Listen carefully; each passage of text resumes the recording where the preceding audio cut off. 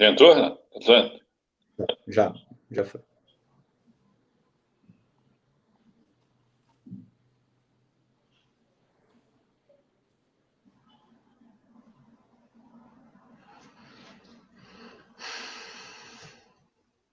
Mas está no ar assim? É só dar uma olhadinha no site, já está no ar, Adão. Tudo que você está falando. Já vai ouvindo lá também. É.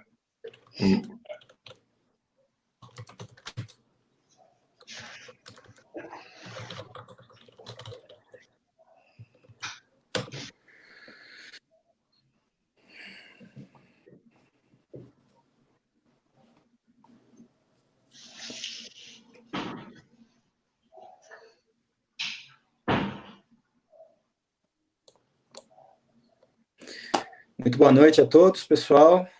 Uma alegria estarmos novamente juntos aqui na internet para o nosso encontro de terça-feira, para o estudo de O Livro dos Espíritos. Estamos mais uma vez juntos aqui.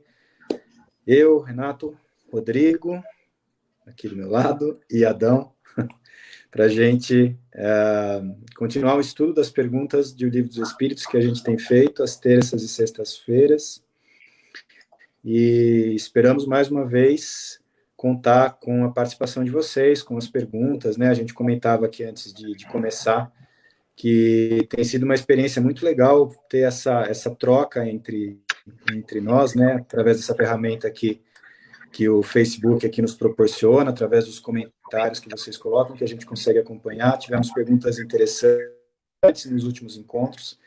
Então, por favor, vamos compartilhar desse momento juntos. Tenho certeza que vai continuar nos ajudando a todos, tá bom? Já estou vendo aqui Kátia, Adriane, Adriana, boa noite para vocês e para todos os demais, por enquanto, 12 pessoas que estão conosco, tá bom? Vamos iniciar, então, com a leitura do Evangelho e a prece. Pedi para o Rodrigo fazer a prece hoje.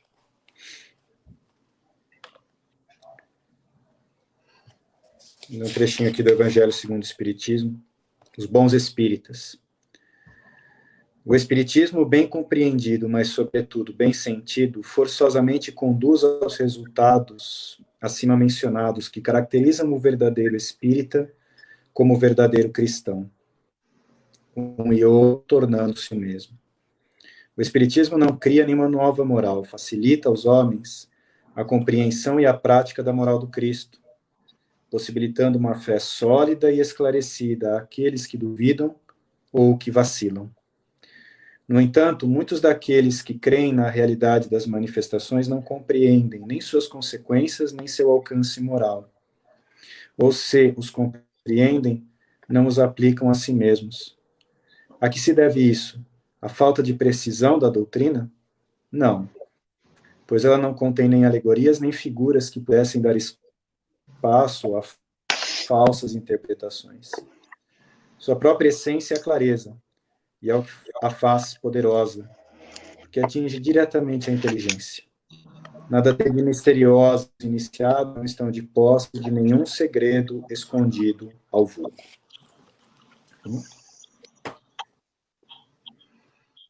Vamos elevar, então, o nosso pensamento a Jesus, à espiritualidade amiga. Se preferirmos em nossas casas, fecharmos os nossos olhos, nos tranquilizarmos, o façamos. Mentalizando o nosso mestre, vamos pedir a ele que nos envolva nessa noite em vibrações de paz e luz, que as reflexões que serão feitas venham ao encontro de nossas necessidades e que de alguma forma nos sintamos fortalecidos, amparados, com maior ânimo e coragem,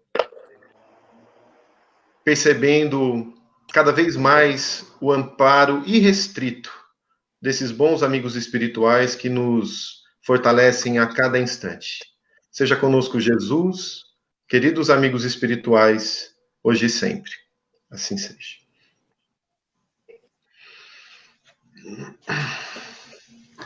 Muito bom. Vamos iniciar então, pessoal? Então, nós vamos continuar, na verdade, né, o estudo que nós iniciamos, ou estávamos dando sequência na última sexta-feira, pela pergunta 899, tá?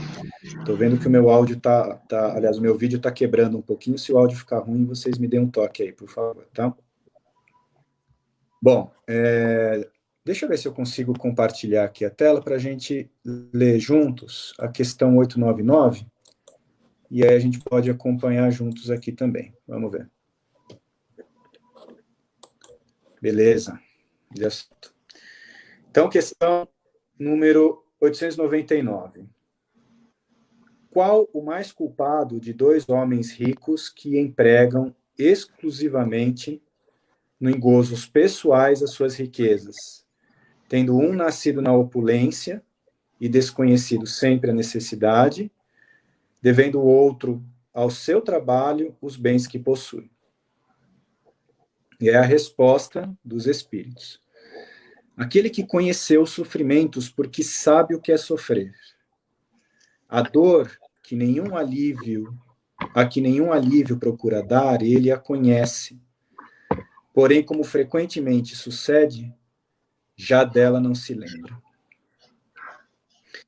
Bom, essa pergunta aqui, ela vem na sequência da 898, claro, né? E porque a gente vem falando aqui nas últimas semanas, né?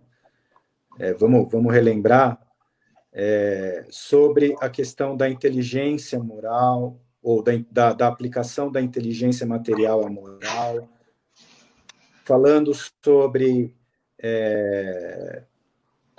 o abuso dos bens materiais. Então, Kardec dá sequência, tentando fazer uma reflexão aqui, primeiro falando para nós sobre o uso das riquezas, né,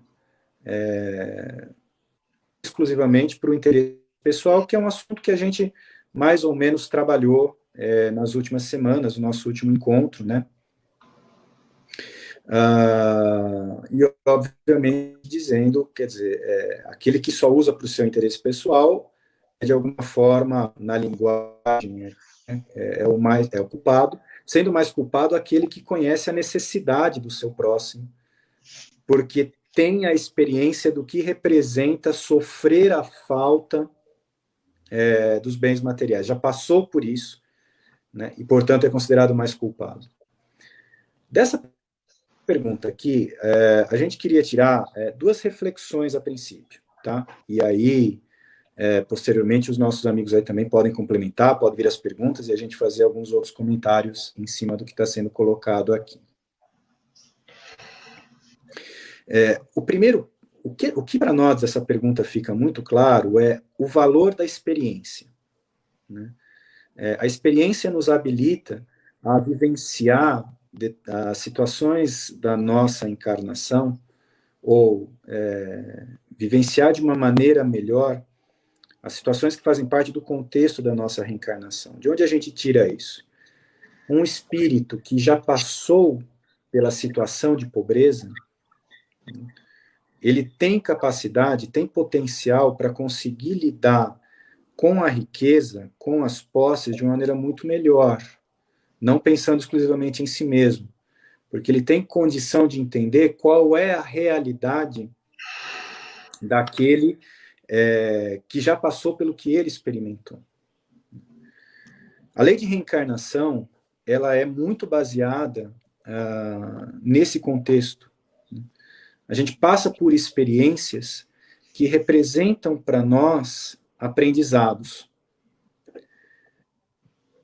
E o importante é que a gente não se esqueça dos aprendizados que cada oportunidade nos trouxe.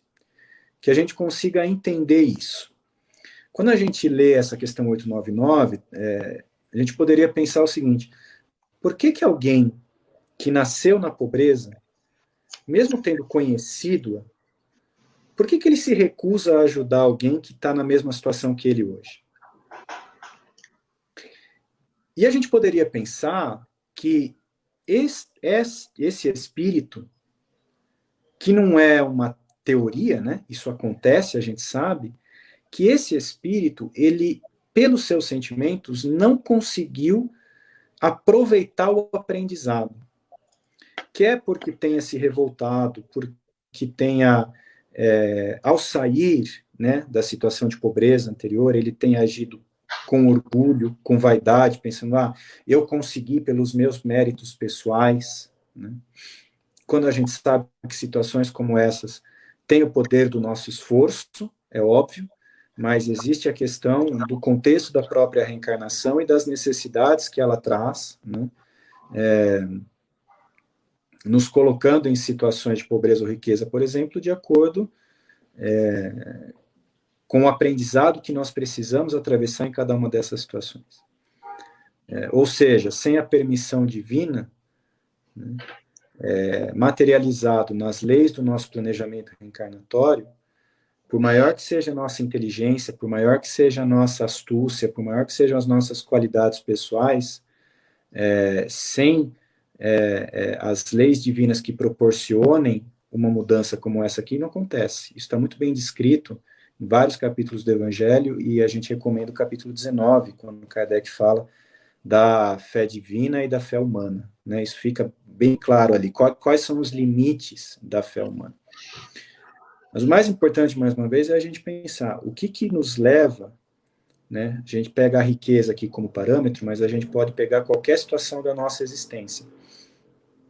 O que nos leva a passar por determinadas experiências e não aprender com elas, no sentido espiritual, né? Ou seja, não conseguirmos nos colocar na posição do outro que talvez está passando pela mesma necessidade que nós já passamos algum dia.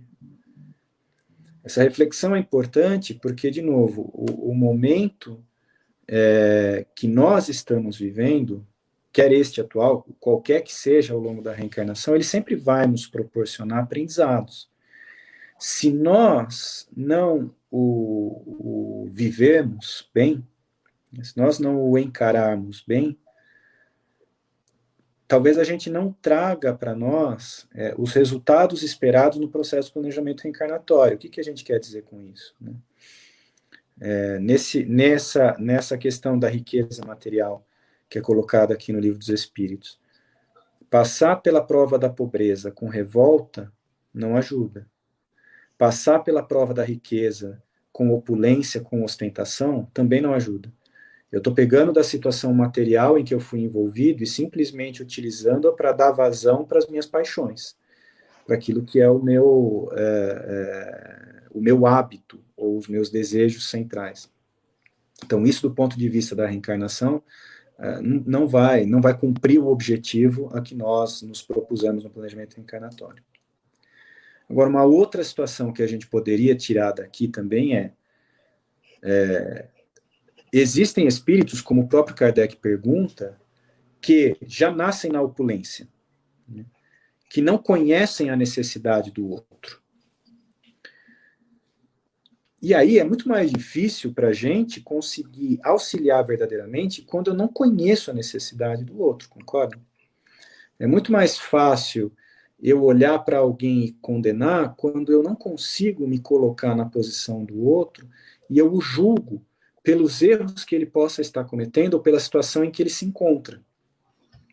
Quando isso muitas vezes é fruto das dificuldades naturais de se estar ali, né?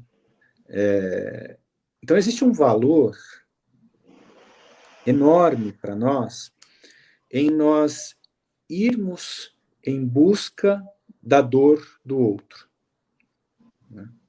São dois lados da mesma moeda. É a situação que o planejamento reencarnatório nos coloca de um lado, e do outro lado, a nossa busca de compreender a necessidade do outro para que nós possamos ser mais efetivos no ajudar, no sair de mim mesmo para servir ao outro.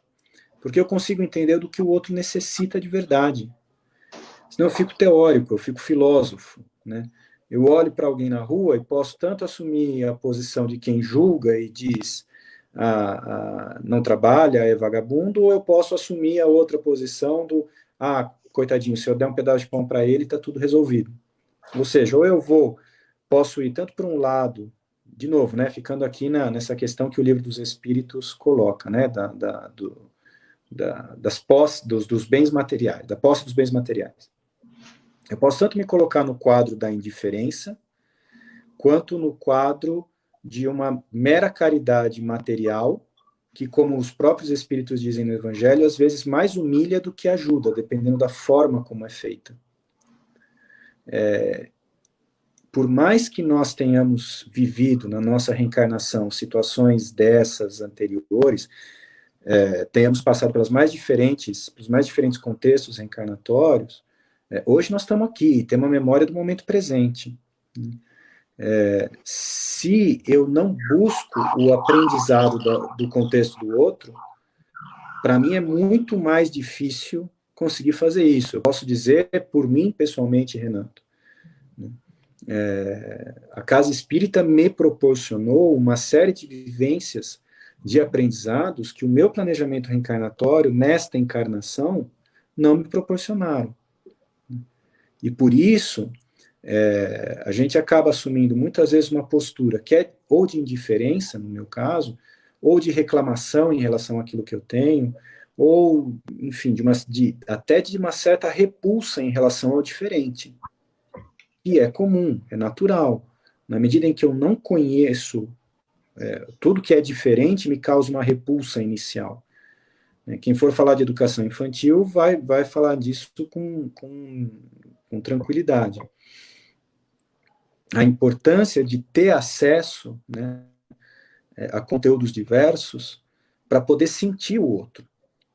Isso que é diferente, e sentir o outro não é, como nós dissemos, simplesmente eu ir até o outro numa posição de superioridade. Isso não vai me ajudar a experimentar o contexto do outro, porque eu não consigo entender o outro se eu não me dispuser, pelo menos um pouquinho, a ouvi-lo, a entender o contexto dele, a entender a situação que ele vive. Né? Por que ele se encontra no estado e no momento em que ele se encontra agora? Existe toda uma história de vida por trás disso, uma série de dificuldades e necessidades que eu não consigo compreender, aprofundar, simplesmente num bater de olhos. Então, essa experiência do estar junto com alguém, né, do experimentar a situação do outro, me torna muito mais aberto, apto a que eu possa servir, a que eu possa agir. Né?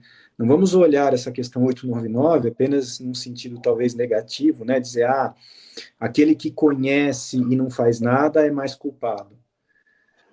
A gente pode ler isso aqui também da seguinte forma: aquele que vai atrás, procura conhecer, e a partir do conhecimento que absorveu, age, é muito mais efetivo no bem que pode realizar. E é uma oportunidade que todos nós temos na mão nesse momento, né? Em vários momentos da nossa encarnação. Basta que nós nos disponhamos a sair de nós mesmos, a compreender que, para além dos limites do nosso contexto, da nossa vida, existem experiências diversas das nossas. E aqui, de novo, a gente só falou de necessidades materiais, mas a gente pode dizer com tranquilidade que quem mora do nosso lado, no nosso lar, é um contexto diferente. Tá? É um espírito com uma história pregressa diferente da minha, que foi colocado no meu lar por uma necessidade reencarnatória, né, mas que tem um histórico, um pensamento, uma construção, uma necessidade totalmente diferentes da minha. Se eu me coloco na posição de experimentar, ou seja, de me relacionar com esse próximo, eu consigo ajudá-lo de uma maneira muito mais efetiva. Aliás, o grande sentido do lar é esse, como a gente tem falado nos últimos encontros, né? Bom, não vamos querer esgotar o assunto aqui, né? Mas tem muita coisa para falar e a gente aguarda as perguntas, comentários de todos aí. Vou passar a bola para o Rodrigo para a pergunta 900 e comentários adicionais. Vai lá, Rodrigo. Ok, eu vou pedir para a gente ler a 900, você apresenta ela na tela, depois você volta nós três para ficar um pouquinho mais dinâmico aqui. Questão 900. Aquele que incessantemente acumula haveres sem fazer o bem a quem quer que seja, achará desculpa que valha na circunstância de acumular, com o fito de maior soma legar aos seus herdeiros? E os espíritos respondem: é um compromisso com a má consciência. Então, essa pergunta foi feita pelo codificador Allan Kardec e respondida ali pelos bons espíritos. E eu vou começar trabalhando um pouquinho essa resposta, que é uma resposta bem direta, bem simples em si, mas que exige bastante compreensão, porque quando a gente pensa em consciência, ela é um atributo do espírito. Ela é uma potência da alma, conforme nos diz Leon Denis lá no livro Problema do Ser, do Destino e da Dor. Então, na verdade, não há uma consciência errada, uma consciência ruim ou uma má consciência. O que ocorre, para a gente compreender o que os espíritos estão afirmando, é o atendimento nosso à nossa personalidade. Porque na consciência, questão 621 do Livro dos Espíritos, é onde estão escritas as leis de Deus. É algo divino em nós. Onde está registrada ali toda essa lei divina. Então, ela não pode ser má nesse sentido. Agora, vamos trabalhar um pouquinho como os espíritos chegaram a essa resposta. Eu gostaria de atentarmos à pergunta. Então, vamos lá. Aquele que incessantemente acumula haveres. Olha só. Alguém que passa uma existência inteira, uma existência toda, buscando satisfazer um tormento seu.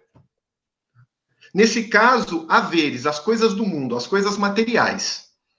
Alguém que passa ao longo da vida, os anos, acumulando coisas, via de regra, mais necessárias do que já possui e do que precisa.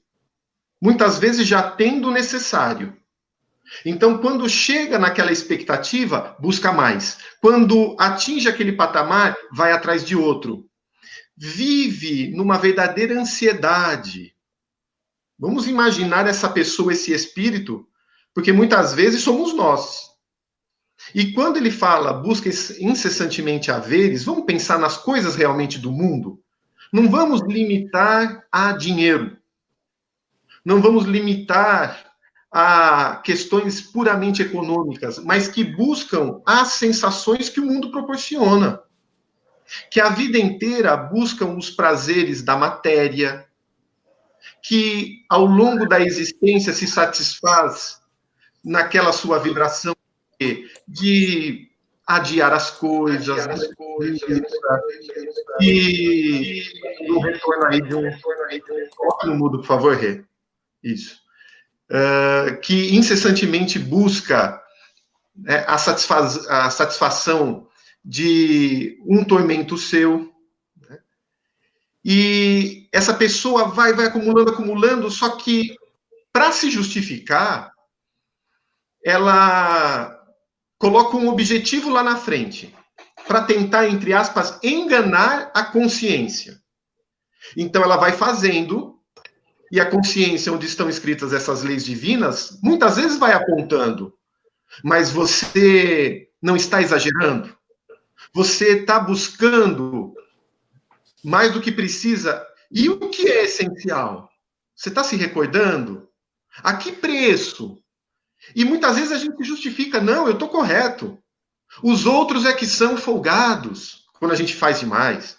Não, eu trabalho porque eu nasci para isso, fico 14, 16 horas trabalhando, mas é porque o meu nome é trabalho. A gente vai tentando justificar para essa consciência. Vamos tentando justificar as razões por buscar esses bens do mundo. Pois bem, continua Allan Kardec. Só que ele busca tudo isso sem fazer o bem a quem quer que seja. Então, imaginemos, nós buscamos esses recursos do mundo e não fazemos bem a quem quer que seja. Então, eu satisfaço esse meu tormento, mas não me coloco na posição daquele que vive comigo e sofre a minha pressão muitas vezes. Eu não olho, conforme o Renato colocou na questão anterior, aquele que já passou por problemas que eu passei e superei, não me interessa estender a mão e auxiliá-lo. Nesses momentos de quarentena, o importante é eu estar bem. Amplio um pouco, o importante é que a minha família biológica esteja bem. Quanto os outros, cada um recebe o que precisa. É lei de causa e efeito, às vezes diz o Espírito, para se justificar. Então, vai seguindo o seu tormento, não se preocupa com aqueles que estão ao seu lado. Conforme Kardec vai desenhando esse quadro. Então, a pessoa busca o tormento, e não que pode ser poder, posse, prestígio, prazer, está dentro desses P's que a gente sempre fala, e não olha ao lado para estender a mão. Ele continua. Essa pessoa achará desculpa? Que valha. Desculpa que valha. Porque tem aquelas desculpas, né, que quem a gente engana? Como enganar a consciência? Vamos imaginar o seguinte, a última vez que nós falhamos. Tá? Vamos pensar? Quando a gente, infelizmente, mentiu, inventou uma desculpa, deu uma resposta ríspida, às vezes passando por alguém nos viu, quis ali puxar uma conversa e a gente, de forma ríspida, respondeu e foi embora. E depois a gente começa a se justificar. Não, mas eu fiz isso porque eu tinha outro compromisso. Não, eu respondi desse jeito porque a pessoa foi abelhuda. Ela não tinha que ter me perguntado isso, somente me interessa esse assunto. Não, eu não ajudei porque... E se faltar para mim? E se essa pessoa está abusando da minha bondade? A gente tenta justificar. Mas não fica martelando muitas vezes a nossa consciência? Você podia ter ajudado. O que custava ter respondido melhor? Por que você não fez isso? Por que você não fez aquilo? Você conseguiria fazer. Olha como que é divino. Essa possibilidade é a que nós temos como semáforo, um verdadeiro sinal na nossa existência falando, faz o que convém à lei de Deus. Segue o que propõe Jesus. E faça uma escolha sintonizado com o Pai, conectado com Deus. Porque dessa forma, lá na frente, você não vai se arrepender. Então, ele colocou o quadro de uma pessoa que passa o tormento, não ajuda o próximo, e tenta se justificar, mas não encontra justificativa.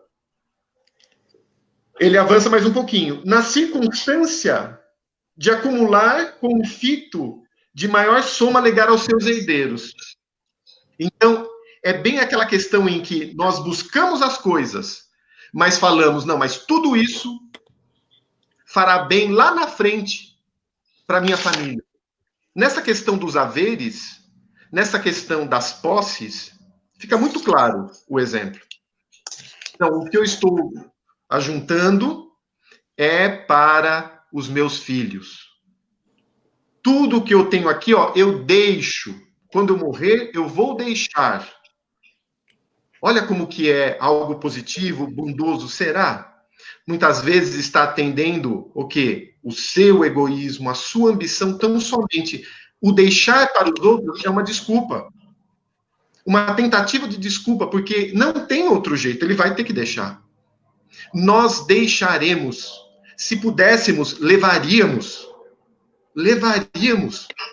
Mas como não podemos, deixamos. E tamanha é a nossa preocupação com essas questões do que vamos deixar, os nossos bens, que não raro isso dá uma dor de cabeça. A questão da partilha, da herança. Dizem os espíritos que o indivíduo que busca essa parte econômica com avareza, pensa em amontoar as coisas somente para si, uma das primeiras punições desse espírito, participar da divisão dos bens, observando os filhos muitas vezes brigarem pelos recursos que deixou. Para ele é a primeira punição, porque ele vai observar e vai começar a refletir o seguinte: eles estão brigando por algo que estava comigo. Esses são os reais valores que eu plantei naqueles corações. Caso, depois o Adão pode complementar nesse caso, de um senhor que estava no seu leito já de morte. Dali não sairia mais, pediu passes ao grupo da Casa Espírita, uns companheiros foram, inclusive o Adão, e ele começou a falar da vida dele, da dificuldade que ele tinha, né, para encarar ali aquele momento da desencarnação, e num determinado momento ele não aguentou e começou a chorar. Chorou amargamente, pediu um sigilo, chamou o Adão de lá, dos companheiros que estavam ali, e começou a falar que realmente ele tinha receio de desencarnar, mas a principal preocupação não era essa. Era o que ele havia plantado no coração dos filhos. Porque a coisa de 2 dias atrás, contava ele no quarto, dormindo aparentemente, mas estava acordado, ouviu os filhos na sala discutindo como seria a partilha dos bens. Porque aquele pai, no sacrifício dos pais, trabalhou de forma ativa a vida toda. Para um filho, móvel, uma casa, no período da abastança, uma casa bem montada. Para o segundo, já uma outra época, mais dificuldades, então ele conseguiu, a duras penas, um outro imóvel. E para o terceiro, com muito sacrifício, ele conseguiu uma casa mais afastada, mais simples. E, pois bem, os filhos discutiam quem ficaria com qual imóvel, porque esse valia mais que o outro. E o pai, necessariamente, deveria morrer, não conseguiria sair daquela situação. E ele já tinha que resolver aquilo. E o pai, ouvindo tudo. E aquilo começou a doer amargamente. É o início da expiação. Ele começou a sentir o quê? A principal coisa que eu deveria dar a esses filhos, eu falhei, que foi a educação moral, que foi a educação espiritual, que foi o amor. Venerar ali, no sentimento, a presença do pai, aproveitar o pai. As coisas materiais, se ficou com esse ou com aquele. Agora, meus amigos, quantas discussões e brigas não ocorrem por isso? E afirmo para todos, a herança, a partilha é uma prova.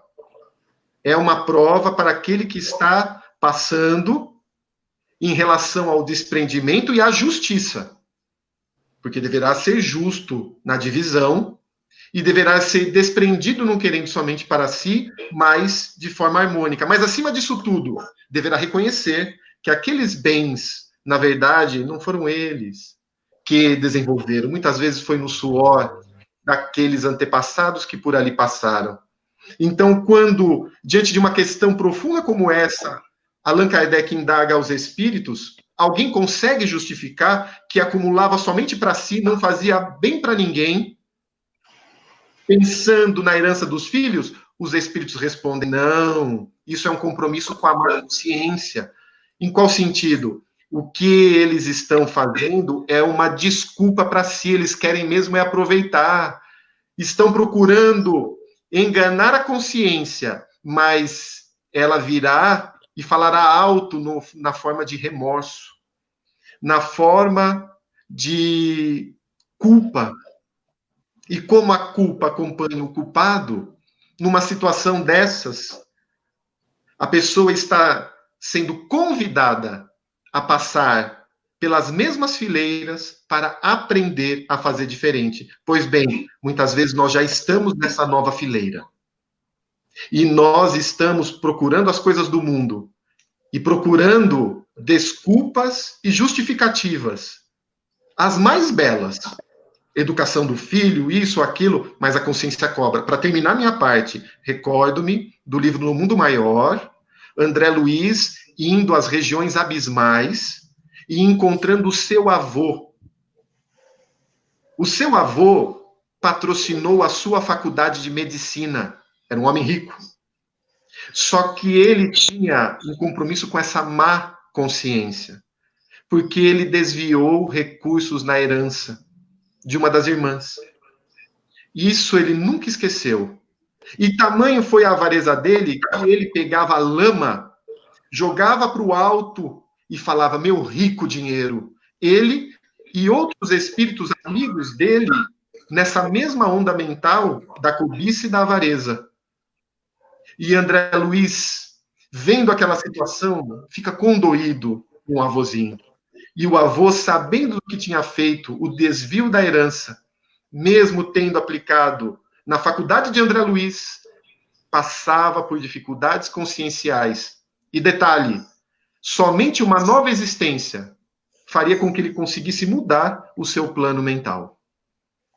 Então, pensando nisso, vamos avançar mais uma questão com o Adão, e depois, se vocês ficarem com dúvida sobre o que foi falado, a gente faz aí um arremate na sequência. A questão 901 diz assim: de dois avarentos, o primeiro se priva do necessário e morre de necessidade sobre o seu tesouro. O segundo é avaro, só para os demais, e pródigo para consigo mesmo. Enquanto recua diante do mais ligeiro sacrifício para prestar um serviço ou fazer uma coisa útil, nada lhe parece muito para satisfazer aos seus gostos e às suas paixões. Peçam-lhe um favor e estará sempre de má vontade. Ocorra-lhe, porém, uma fantasia e estará sempre pronto a satisfazê-la. Qual deles é o mais culpável? E qual terá o pior lugar no mundo dos espíritos? E os espíritos respondem: aquele que goza, aquele que esbanja, porque ele é mais egoísta do que avarento. O outro já recebeu uma parte da punição. Estava pensando nessa questão, e eu acho assim importante a gente refletir o quão nós ainda temos, já pensamos nisso, de avareza em nós. Porque senão a gente vai ficar aqui, e principalmente eu, jogando o pensamento, e a gente vai começar a pensar em pessoas que a gente conhece, que não tem notícia e tal, e não acaba não refletindo em nós. Então, para saber se a gente tem alguma situação de avareza,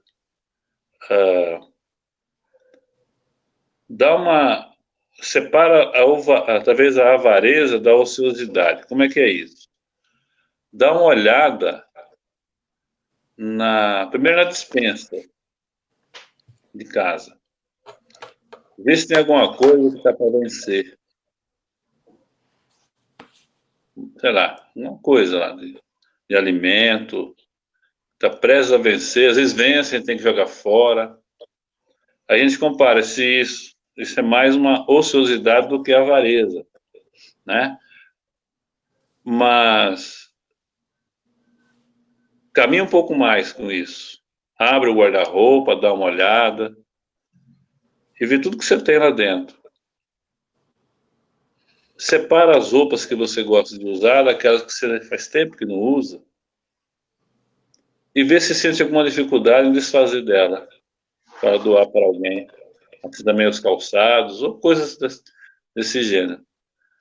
Junta tudo e olha numa caixa e fala: isso aqui eu vou passar para frente, e ver o que você sente a fazer isso. Pode ser que ali você comece a trabalhar com aquele apego íntimo, porque vai ter aquela camisa, aquele sapato que ganhou lá de aniversário, que você não usa, mas foi a tia de Botucatu que deu, que você gosta tanto dela e tal, mas você não vai usar mais, mas está ali. Dá uma olhada nisso. E ver o tanto que a gente pode ter ainda nos corroendo dessa enfermidade, né? Para depois a gente começar a pensar nas outras coisas que a gente tem. O que é que a gente pode usufruir na encarnação e como a gente está usufruindo. O necessário, quando a gente fala assim, né, na encarnação, no planejamento encarnatório, eu acredito que raras exceções falta o necessário, principalmente aqui na nossa ambientação. Às vezes falta o necessário de alimento mesmo, de calorias. Às vezes falta, mas a sociedade já tem mecanismo que repõe, dá um ajuste ali, enfim, acaba fazendo a coisa girar. E Deus provê, tem a providência divina provê o necessário para a gente. Desde o ar que respiramos, a alimentação. Quanta gente não faz nada produtivo, não trabalha mesmo para ganhar o pão e se alimenta. De uma forma ou de outra se alimenta. Né? Tem uma quantidade de caloria que ele se ingere lá. Tanto é que eu não tenho esses dados em mãos, mas eu penso que morre muito mais gente, desencarna muito mais gente por comer demais do que por falta de comida no planeta Terra. Tá? Então, o necessário material está aí. Dá para a gente usufruir. Só que a gente tem que usufruir dele. Saber usufruir. Como usufruir daquilo que tem, né? Da necessidade. A questão está no a mais da necessidade, né? Que chama-se supérfluo. Então, quando aquele que tem mais do que necessita para usufruir, ele tem que saber muito bem o que ele faz, isso aí. Se ele esbanja, né? Se ele esbanja, não ajudando, não estimulando ninguém ajudando a aliviador de ninguém, esbanja só para si, como é o primeiro caso aqui, né? O segundo caso, ele é avaro só para com os outros e para com ele esbanja, que é o filho pródigo, pegou lá o dinheiro da herança, esbanjou tudo, né? E depois voltou. Ele é culpado, ele é o mais culpado porque ele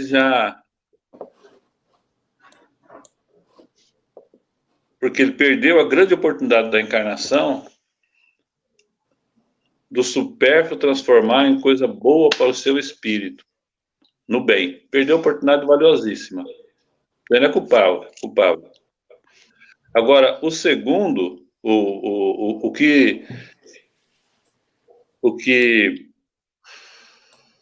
não usufrui para ele nem para os outros, que senta em cima do seu tesouro e nada faz com ele, querendo sempre mais, ele já recebeu a punição nessa encarnação mesmo. Eu conheci um rapaz, nas décadas de 80, eu viajava com ele para São Paulo, e viajava assim, em determinada cidade ele entrava. Sentava no subúrbio, a gente viajava, ele chegava na Estação da Luz, cada um ia para o seu canto. E um dia eu topei com ele na Praça da Sé. E ele estava pedindo esmola. Né? Sentado lá pedindo esmola. Como mendigo. Maltrapilho e tal. Na volta, eu comecei a observar, ele vinha com roupa normal.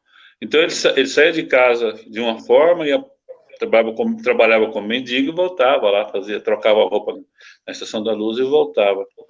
Então, essa mente, dessa forma, já está sendo mendigo. Então, cabe a gente pensar assim, o que é que eu poderia usufruir nessa encarnação, que já está no meu poder de usufruir, que Deus me deu, e eu não faço? Agora, se eu for fazer, desejo fazer, e eu posso fazer, porque está no meu poder, por enquanto, de usufruir disso, que é um bem de Deus, eu vou fazer para quê? Para atender o quê? A minha necessidade física do corpo ou a necessidade do espírito? Né? Veja que a necessidade do corpo, eu estava pensando esses dias atrás e hoje e assim por diante, acho que durante vários séculos a gente vem na encarnação e o objetivo assim quase que total é atender a necessidade do corpo da gente, o conforto da gente, eu falo, porque é gostoso ter as coisas confortáveis, gostoso ter. Materialmente, é gostoso ter uma casa melhor, ter um carro melhor, ter um sofá melhor, ter um celular melhor. Isso faz parte até, né? Isso é legal. Só que uma profissão, né, mais vantajosa e assim por diante. Um salário melhor. Só que se a gente olhar assim pelas coisas que vem acontecendo, e já foi comentado aqui anteriormente, nós fomos convidados a rever essas coisas que a gente gosta e que a gente não tem o controle delas, não é? Nós não temos controle sobre essas coisas. Estamos em casa agora, sem ter quase que nada de controle, dependendo da ação de outros. Penso que quando nós voltarmos para a rotina de novo, a gente vai ter que refletir muito e pensar o que é mesmo necessário na minha vida, na nossa vida, daí para frente, né? E se eu tenho condições de usufruir de algo mais que o outro, eu acho que a gente tem que pensar como a gente vai usufruir e aplicar muito no espírito, na construção moral, no valor moral do espírito. Não só, vou dizer mais, não só na família agora, mas é para expandir para o meio. Porque quando nós vamos voltar, a gente for reencarnar aqui no planeta Terra, nós vamos reencarnar numa ambientação reencarnatória que já foi construída com os nossos sentimentos nessa encarnação. Ou, pelo menos, nós fizemos um trabalho nessa encarnação. Porque o espírito não reencarna no mesmo meio em que viveu.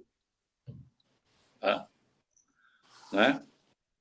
Está lá no esquecimento do passado, no Bem-aventurados aflitos, para apagar os traços que trouxe. Então, acho que a gente tem que pensar muito na questão de avareza, né? O que é que a gente pode fazer daquilo que a gente tem condições de usufruir e como a gente vai usufruir disso para o espírito. Eu posso ser avaro até do tempo que eu tenho. Eu não abro mão do meu tempo para nada. Não abro mão para me fazer mais nada, eu cuido do meu tempo. Não consigo sair do meu meio para fazer alguma coisa fora, eu faço as coisas certinhas, sou bem perfeccionista nas coisas minhas. E zero para o outro. A gente vai ter que pensar muito nisso aí. Né? Agora, qual a punição daquele que um já é punido aqui, né? Aquele que não não usufrui do que ele tem, nem deixa de usufruir e passa uma vida miserável aqui, sentado em cima do seu tesouro. Qual a punição desse no mundo espiritual? É ver o tesouro dele sendo dilapidado, sem poder, isso sem poder fazer nada. Os espíritos levam e vê a família se degradando pela herança. E vai ver aqueles bens se desfazerem. É a maneira que a justiça vai colocar ele, para ele voltar para a realidade. Voltar para a realidade. Então a gente tem que tomar muito cuidado com isso, mas fazermos o exercício da avareza, para ver o quanto a gente se entende de avareza. Na nossa casa, o tempo que a gente usa é só para mim? O tempo é meu. Agora é o meu tempo. Criança chega, quer conversar. Se for o caso, eu compro mais um televisor, coloco no quarto dela, assim ela deixa eu no meu tempo. Né? Hoje não é nem televisor, é celular, né? Eu preciso do meu tempo. O trabalho é meu. Preciso tomar conta desse trabalho aqui, é meu. Vou criando um mundo egoístico em cima da avareza. Né? Eu não consigo nem ouvir o que o outro tem a dizer. E nem ouso a perguntar. Se precisa me dizer alguma coisa. Porque vai que pede alguma coisa para que eu possa fazer, eu não quero. Então, precisa dar uma analisada nesse conjunto, já que estamos em casa agora, né? Tem 3, 4, 5 pessoas, para a gente analisar nesse conjunto aí, ver o quanto de situação nós precisamos rever, para quando voltarmos ao normal, que não seja o normal de antes, né? Seja um normal diferente. O normal pautado na construção, pautado nas construções das coisas que nos dão valores morais para a nossa alma. Quem quiser comentar mais aí? Vamos lá. Tá bom. A gente recebeu alguns comentários aqui. Queria dar boa noite a todos que estão participando, ó, vários amigos. E a Kátia, ela pergunta o seguinte: se a pessoa ajudar ou dar esmolas ao necessitado, sem analisar se este ato irá ajudar ou prejudicar espiritualmente, a pessoa está indiferente ou errado na atitude de ter ajudado? Hein, Renato?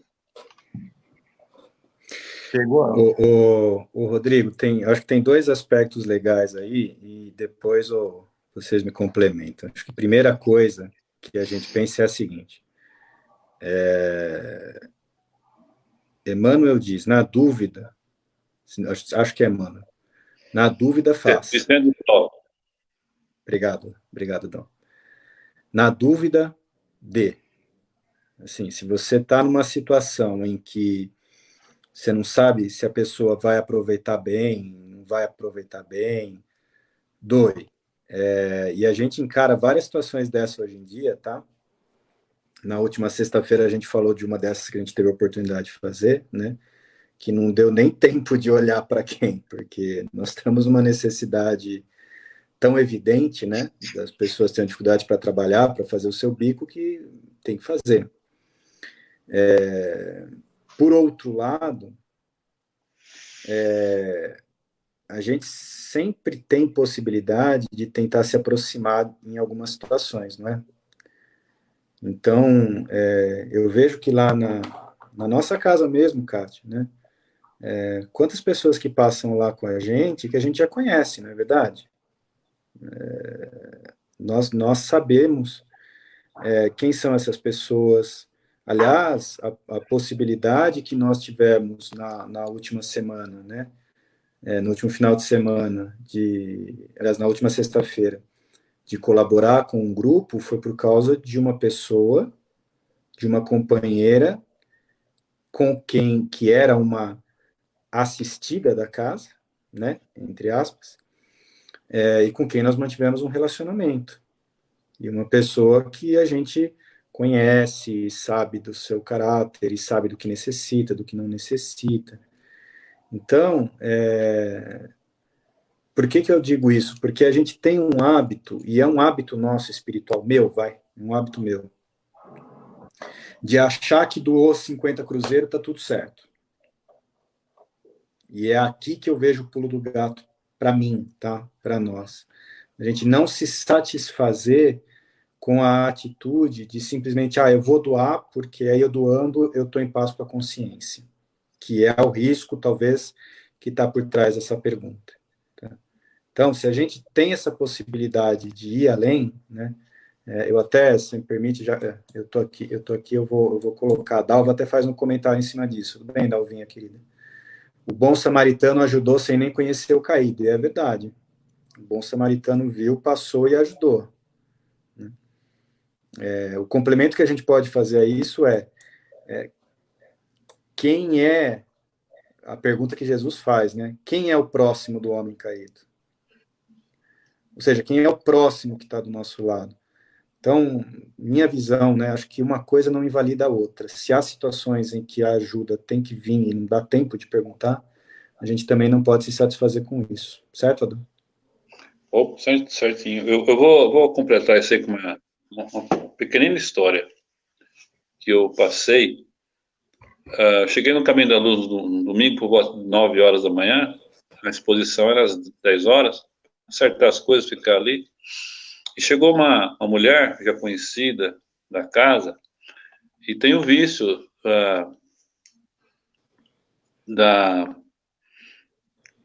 de pedir, né?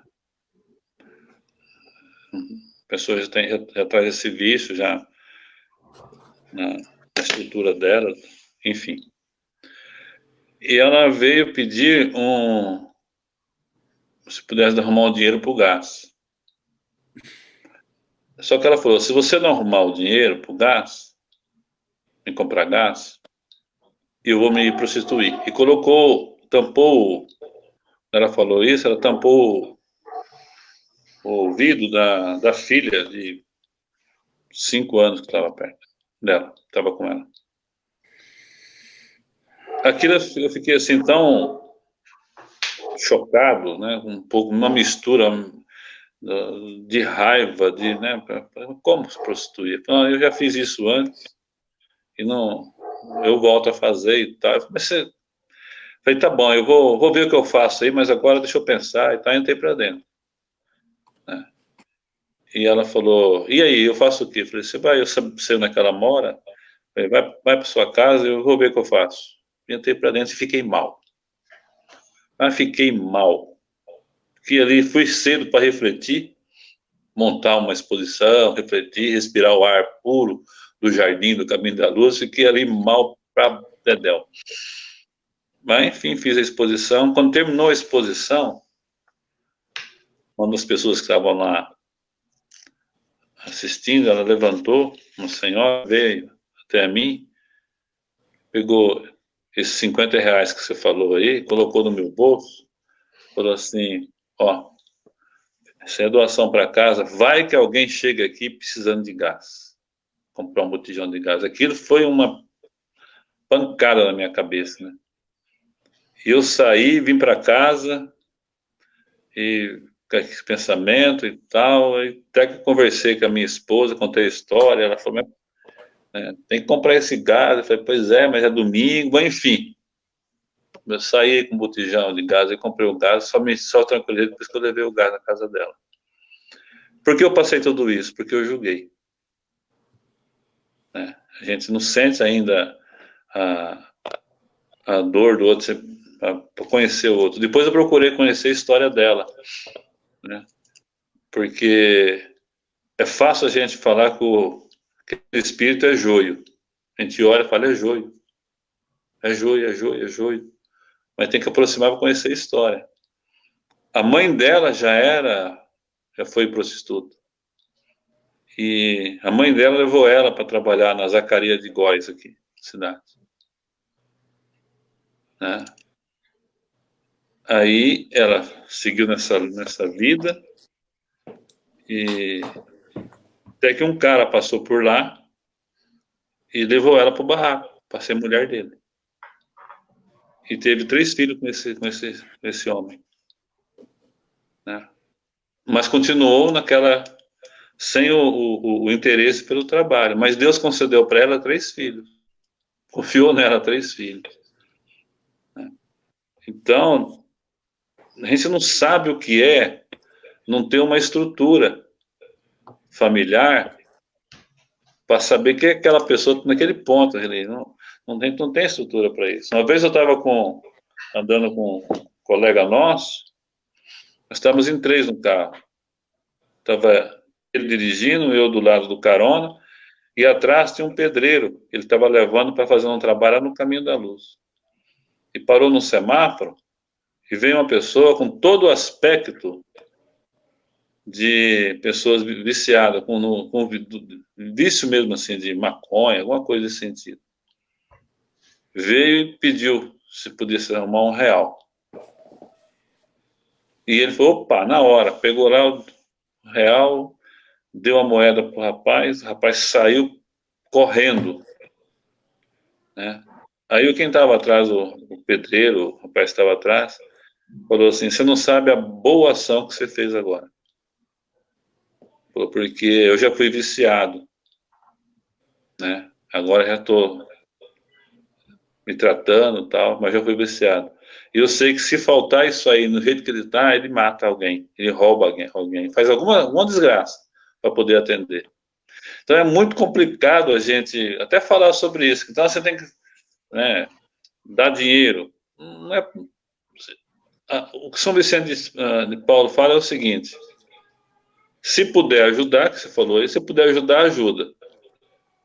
Né? Agora, se for para você, como é que fala, ter um controle maior da situação, arruma algo mais para ele fazer e oferecer esse trabalho para ele. Tem condições de fazer isso? Arrumar um trabalho, ir lá, levar a pessoa. Então, deve ajudar, ajuda. Negócio. O Bezerra de Menezes, ele falava para o Chico que quando a caridade é muito discutida, o socorro chega tarde. Então, às vezes, a gente, diante de uma situação, falou, não, peraí, vamos resolver isso, vamos juntar todo mundo, vamos esperar uma reunião. E quando vai ver, a pessoa que está com aquela necessidade é 1, 2, 3 dias sem comer ou passando por uma aflição que nós poderíamos ter resolvido, né? Cabe uma reflexão também. Primeiro, então, igual a gente está falando, né? Posso ajudar? Tenho condições? Né? São aquelas coisas que acontecem de um momento para o outro e eu tenho recurso para auxilio. Agora, eu também tenho que pensar aquilo que eu faço pelo meu tormento, igual o Adão falou. Quando a Kátia coloca esmola, né, a esmola, no Livro dos Espíritos, fala que ela degrada quem recebe e quem dá. É bem aquela entrega assim para falar, olha, sai daqui. Tô livre. Ou fazer algo para que a gente fique bem. Né? Falar, num período desse, de quarentena, eu tô aqui em casa, então faço, porque pelo menos eu fiz algo. Então a gente tem que tomar cuidado com isso, se naquilo que a gente está dando, nós estamos nos oferecendo. É diferente. Uma coisa é eu fazer uma doação, dar uma moeda, ajudar aqui, simplesmente pelo ato de fazer. O outro é se compadecendo daquela pessoa. Interessante que no Evangelho fala o seguinte, né? Aqueles que se reúnem sob o olhar do Senhor, que um sentimento de piedade esteja neles. E muitas vezes a gente se reúne em nome do Senhor, não é? Buscamos ali o nosso Evangelho no lar, pedimos ajuda para a nossa casa, vamos ao centro, estamos aqui nessa reunião agora, pedindo a proteção dos bons espíritos. Mas e esse sentimento de piedade? Eu consigo sentir por aqueles que estão em inúmeras aflições? E a gente não pode pensar só nas questões materiais, né? Às vezes é uma palavra, fazer o bem, ajudar com uma palavra, ouvir simplesmente. Às vezes a pessoa chega, a gente está tarefado, poxa, essa pessoa é difícil, vou aguentar ela agora? É o que precisa. Né? E ouvimos, a pessoa agradece, a gente não falou nada e ela sai confortada. Também é uma das formas da caridade, né? Dar um refrigério para aquele espírito, muitas vezes atormentado, que precisa de um consolo. Né? Mais perguntas? Chegou mais algo, Renato? Tem uma observação aqui interessante. Bom, primeiro, duas aqui da Milena, vou fazer primeiro essa daqui, ó. Joana de Ângeles fala da importância dos contrastes para que a gente valorize as diversas situações da vida. Creio que nessa reflexão que estão propondo hoje, a gente pode viver o contraste ou buscar o contraste para buscar mais valores na nossa vida. Adão. Esse buscar o contraste eu acho importantíssimo. Você sabe por quê? Ultimamente a gente está tendo um contato com pessoas que têm fome. E nós nunca passamos fome. Você pode falar, não, não. A gente tem vontade de comer. A gente acorda de manhã, vai tomar café, mas a gente tem vontade de comer. Você abre a geladeira e faz uma seleção. Você vai querer comer queijo, bisnaguinha, pão na forma, né? Isso aqui eu não quero mais, né? No almoço você está com uma baita de uma fome, não, você está com vontade de comer, vai no restaurante, escolhe o prato. Quem de nós que está, nós três aqui, quem está assistindo, receberia uma marmita de um estranho e comeria? Você recebeu, Rodrigo? Se estivesse dentro do seu carro ou andando, se alguém passasse, quer uma marmita entregar para você pegaria a marmita e comeria, Renato? Você sabe, eu não conheço, não. Por quê? Porque a gente faz a seleção natural. Olha, não sei quem fez, que tipo de higiene fez, né? Não conheço a pessoa e tal, papapá, né? Mas tem pessoas que pegam com as duas mãos, porque tem fome. Se não tivesse fome, não pegava. Então, a gente tem que se analisar muito nesse aspecto aí, tá? E tomar um cuidado muito grande para não jogar a culpa para o governo ainda, sabe? É um refúgio, é uma fuga da realidade nossa, né? Se olhar e falar, ei, paizinho, ei, governo, não faz nada, ó, tá vendo? Ó? E você também não está fazendo. Tá? Está usando o seu supérfluo, o espaço que você tem, ou até o financeiro que você tem, para comprar aquele aparelho de som, coisa mais rica, mais linda, aquela viagem dos sonhos, não sei o quê, e nem o resto do supérfluo você pode fazer alguma coisa para matar a fome de alguém, porque tem. É interessante, é só olhar. Existe agora, principalmente para criança e para idoso, que é os dois extremos mais complicados, que às vezes passa despercebido. A gente julga, muitas vezes, no geral, mas sabe lá o que é levantar de manhã e não ter café da manhã, meu? E sair andando por aí para ver se arruma um bico? Sabe essas pessoas que caçam, que pegam papelão na rua para vender? Raramente tomam café da manhã. Isso eu conversei com um deles tempo atrás.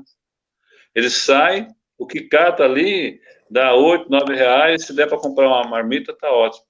Mas e já tá bom naquela evolução, naquele espírito que agora começou a trabalhar, depois sabe há de quanto tempo. Mas tem fome. Então, é possível fazer um monte de coisas simples na nossa volta, né? Isso que a Milena falou do contraste, ele aparece direto para a gente, que a gente não quer ver. A gente não quer ver. Se a gente começar a enxergar nessa condição que nós estamos hoje, vai ficar mais fácil depois. Não temos que passar por ela. O problema é passar por ela. Não sabemos como vamos agir, não é? Rodrigo, tem uma aqui que eu acho que vale a pena também a gente comentar. A Kátia, tenho dificuldade de saber quando a ajuda é só ouvir, é quando é necessário uma palavra, um conselho. No fundo, assim, né? Um pouco como ajudar, né? Cada situação, Exato. né? E muitas pessoas não chegam, Renato. Eu já percebi, a pessoa começa a falar um pouquinho da história de vida dela, e infelizmente já aconteceu de eu cortar, né? Para começar a falar. Você sente que a pessoa, naquele momento, ela não quer ouvir. Ela quer colocar para fora, né? Então você vai percebendo que às vezes a pessoa quer contar, quer desabafar, e ela vai se sentindo mais leve. E quando ela conta a história de vida, a gente vai ouvindo, e é interessante que a pessoa, isso que é importante, a pessoa, muitas vezes, ela mesmo, fazendo com que aquele nó seja desatado, né? Conforme ela vai colocando para fora a história, você vai fazendo apenas algumas ligações e a pessoa vai também concluindo. Esse é um trabalho que é importante para que a gente não vire espécie de consultores, ou que comecemos a dar o caminho para o outro de acordo com aquilo que a gente viveu, né? Porque eu tive uma construção, eu tive experiências, e se eu chego, já chegaram para mim e perguntaram, devo continuar casado? Né? Ó, estou me separando, encontrei fulana de tal. Essa é a minha alma gêmea, a pessoa ainda falou. Então, assim, às vezes a pessoa coloca um peso nas nossas costas da vida dela. Nessa hora é importante o quê? Fala aquilo que convém à sã doutrina, não é? Então, peraí, o que eu vou aconselhar se eu precisar aconselhar? O que eu vou direcionar para essa pessoa? O que diz o Evangelho? Eu tenho que falar não com o meu tormento, mas conectado com Deus. Outra coisa, a gente não sabe os dois lados da história. Há pessoas que chegam reclamando da esposa ou do esposo, só que eu não vi o outro, não ouvi o outro lado. Então, se a gente toma defesa desse com aquele, né, é muito arriscado. Então, há casos que eu tenho que ouvir e direcionando para a pessoa pensar. Temos que fazer a pessoa pensar nesses convites.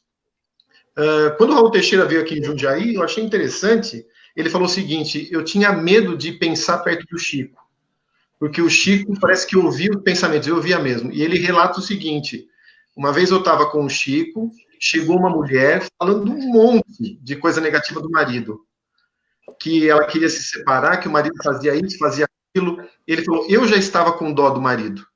Quando lá pelas tantas o Chico falou o seguinte, minha filha, vamos contar a história?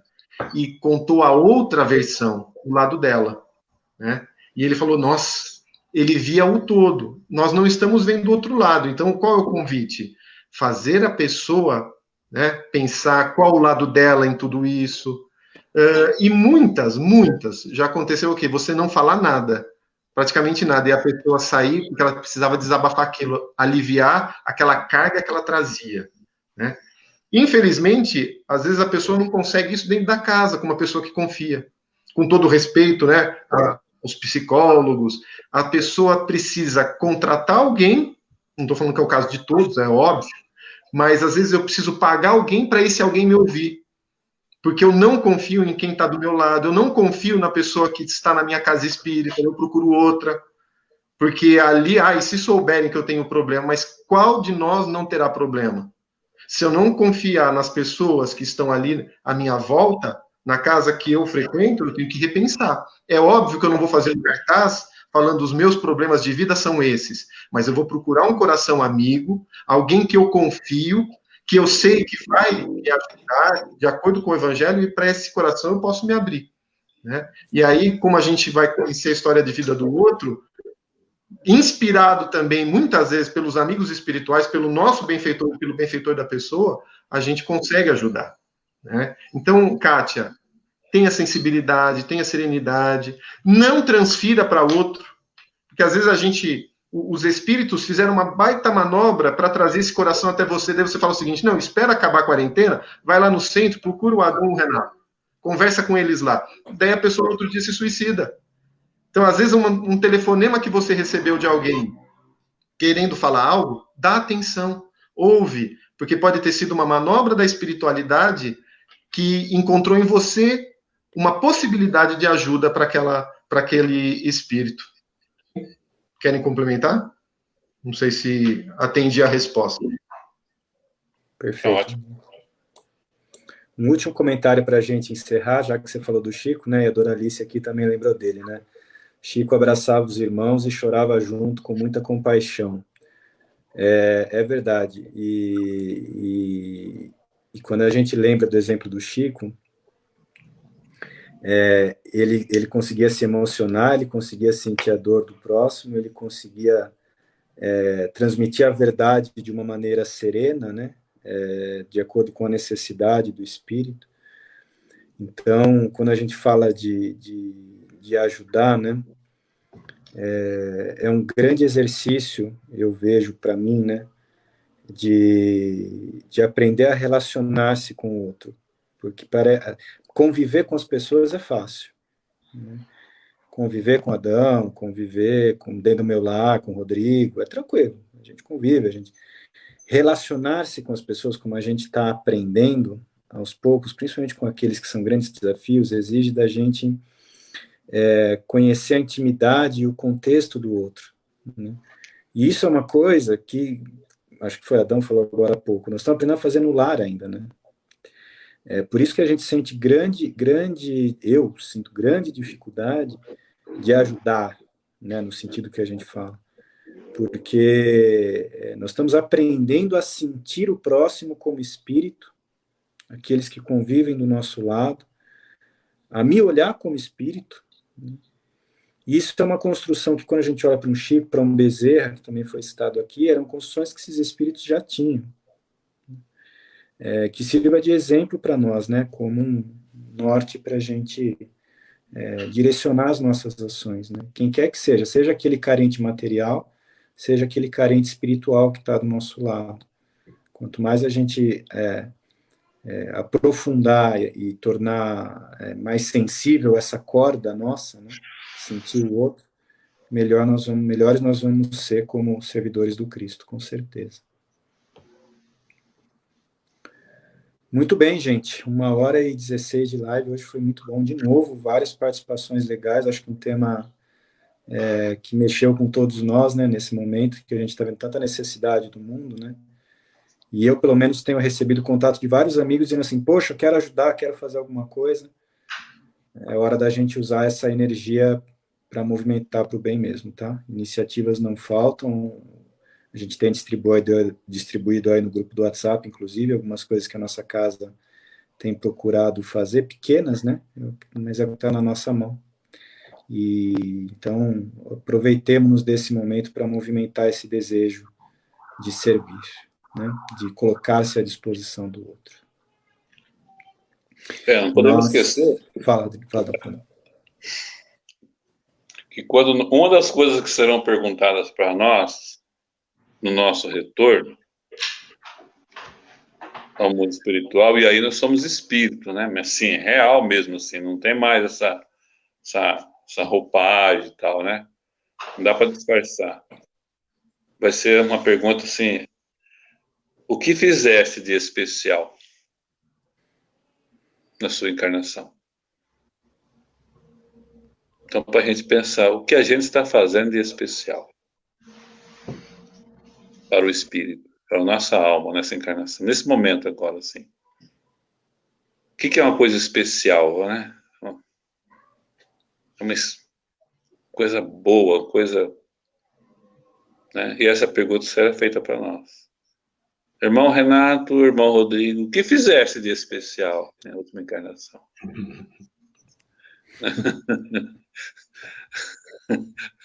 Vai ter que ver, vai ter que priorizar esse descobrir o que é especial para a nossa alma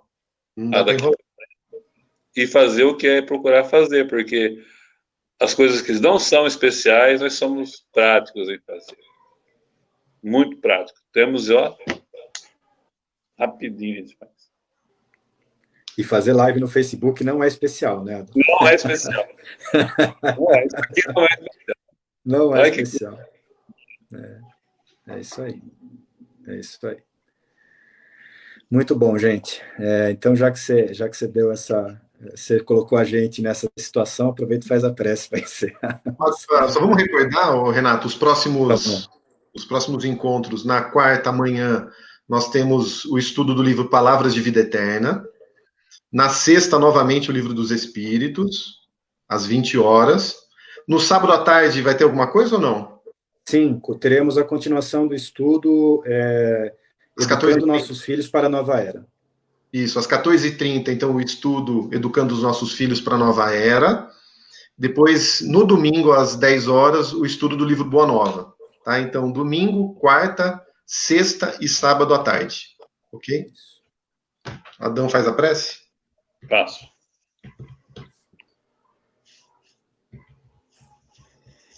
Então vamos agradecer imensamente a Deus, nosso Pai, e a Jesus, nosso Mestre, por ter nos oferecido nessa encarnação tantas oportunidades de aprender, de ensinar, de fazer, de estudar, oportunidade de relacionar com espíritos familiares, com amigos. Agradecer profundamente isso e pedir, nesse instante, desculpa para Jesus por não termos aproveitado tudo aquilo que devíamos aproveitar. Mas que de agora em diante nos propomos a olhar melhor para nós e aproveitarmos cada oportunidade que vier ao nosso alcance para avançarmos nessa encarnação, na trilha, na rota de Jesus, o Cristo. E que Ele nos abençoe, envolvendo todos os lares que estão conosco nesse instante, e que cada um que esteja conosco possa ser um pequeno farol a iluminar em direção aos hospitais, aos asilos, às creches, orfanatos, àqueles que faltam necessário nesta encarnação.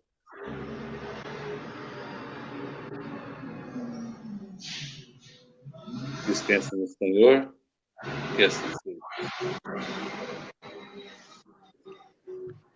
Obrigado, companheiros. Até a próxima. Até a próxima. Valeu.